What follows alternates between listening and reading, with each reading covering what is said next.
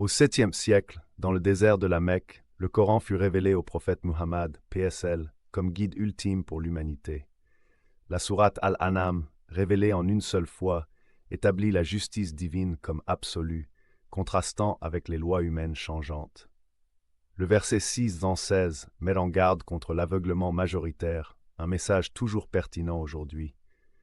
Selon les exégètes, cette sourate lie directement la création d'Allah, cieux, terre, à sa sagesse législative. La Mecque pré-islamique était dominée par les Quraysh, une tribu qui imposait l'idolâtrie et l'oppression économique. Les statistiques historiques montrent que 90% de la population adorait 360 idoles autour de la Kaaba. Les marchands exploitaient les pèlerins et les esclaves, accumulant des richesses immorales. Le Coran décrit cette époque comme Jahiliya, ignorance, où la règle majoritaire signifiait injustice. Les premiers musulmans, bien que minoritaires, refusaient ce système corrompu. Les chefs Qurayshites proposèrent au prophète un compromis, abandonner son message contre pouvoir et richesse. Selon Ibn Kathir, ils offrirent même de faire de lui leur roi.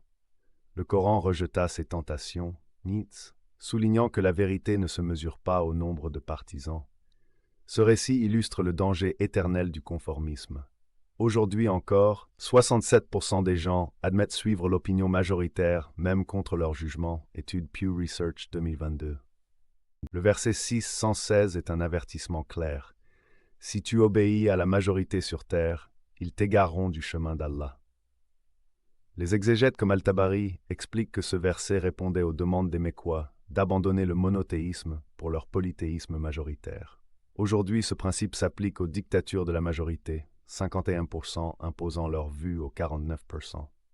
Le Coran propose une alternative, la justice objective, où même un témoignage solitaire peut prévaloir contre une foule injuste. Sourate 2, 280. Malgré la persécution, les premiers musulmans, esclaves comme Bilal et nobles comme Abu Bakr, restèrent fermes. Les archives historiques montrent qu'ils étaient environ 40 face à 10 000 Mécois, ratio de 1:250. Leur résistance pacifique, boycott économique, migration, prouve que la vérité ne dépend pas du nombre. Les neurosciences modernes confirment d'ailleurs qu'il suffit de 3,5% d'une population engagée pour créer un changement irréversible, étude Chenoweth 2014. En 630 Sur, l'islam triompha à la Mecque sans combat, prouvant que la vérité finit par vaincre le nombre. Les statistiques montrent que 80% des Quraysh se convertirent dans les 2 ans, invalidant leur ancien argument majoritaire. Ce modèle inspire encore aujourd'hui. Les minorités morales changent l'histoire, des droits civiques Martin Luther King à la chute du mur de Berlin. Le Coran rappelle que le succès vient d'Allah, pas des calculs humains, read 10.